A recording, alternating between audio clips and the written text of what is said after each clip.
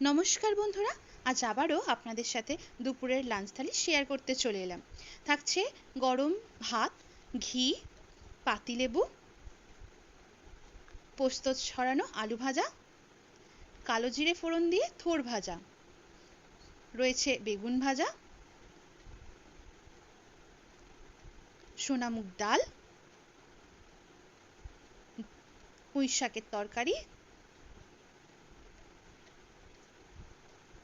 ঝিনুকের ঝাল, চিংড়ি মাছের ঝাল। এই রেসিপিটা আমার চ্যানেলে আগে থেকেই আছে, আপনারা চাইলে গিয়ে দেখে আসতে পারেন।